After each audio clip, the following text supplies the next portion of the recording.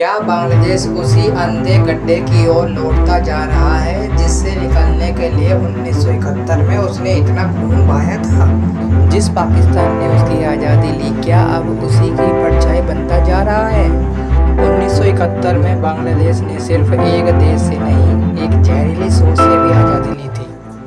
वो सोच जिसमें बंदूक की नोक पर मजहब थोपने का लाइसेंस था, जहां लोकतंत्र बस किताबों में ही था और पूरे मुल्क को एक प्रांत की जागीर समझा जाता था।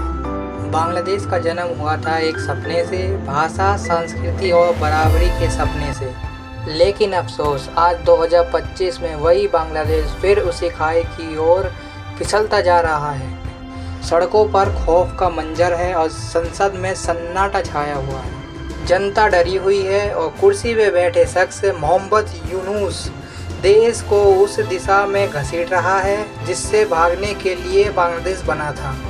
यूनुस, एक नाम जिससे बांग्लादेश को उम्मीद थी, नोबेल विजेता, विकास का चेहरा। लेकिन वही यूनुस अब बांग्लादेश के लिए एक राजनीति धोखे का नाम बन गया है। जो बदलाव की बात करता था वही अब लोकतंत्र को रोंद रहा है। अवामी लीग, वही पार्टी जिसने देश बनाया, आज उसी को राष्ट्रद्रोही कहा जा रहा है। इतिहास के सीने में खंजर घोंपा गया है।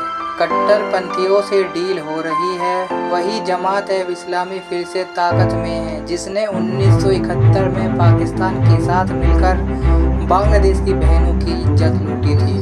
जिस भारत ने बांग्लादेश को जन्म दिया, उसकी बेटियों को बचाया, उसके लिए सरहद पार की लड़ाई लड़ी, आज उसी भारत को दुश्मन कहा जा रहा है। यूनुस साहब अमेरिका से गलबहाइयाँ कर रहे हैं, चीन के सामने झुक रहे हैं और भारत को अपमानित कर रहे हैं। बांग्लादेश की सेना, जो हमेशा बैलेंसिंग फोर्स रही, अब यूनुस के सामने खड़ी है। यूनुस सत्ता की भूख में इतना खो गया कि अब सेना को भी दुश्मन बना बैठा है। अब हालात वहां तक पहुंच गए हैं कि फौज ने सीधा अल्टीमेटम दे दिया कि अब हमारे लोकतंत्र को वापस लौटाओ। अब यूनुस पूछते हैं, जब 90% आबादी मुस्लिम है तो सेकुलरिज्म क्यों चाहिए? तो क्या बाकी 10% की कोई अहमियत नहीं है? क्या 1971 की कुर्बानी सिर्फ एक मजहबी राष्ट्र के लिए थी? बांग्लादेश, जो कभी एक सेकुलरिज्म का एक उदाहरण था, आज वही मंदिर टूट रहे हैं, मूर्तियां तोड़ी जा रही हैं और त्योहार पर खून बहाया जा रहा है। सरकार ने चुप्पी साध रखी है और इस चुप्पी में साजिश की गूंज सुनाई दे रही है। जहां कभी इकोनॉमी चरम ऊंचाई पर उड़ती जा रही थी, आज वहीं महंगाई का तूफान बहता जा रहा है। चावल, दाल, तेल सब आम आदमी की पहुंच से बाहर है। बांग्लादेश आज IMF से कर्ज मांग रहा है जैसे पाकिस्तान करता है।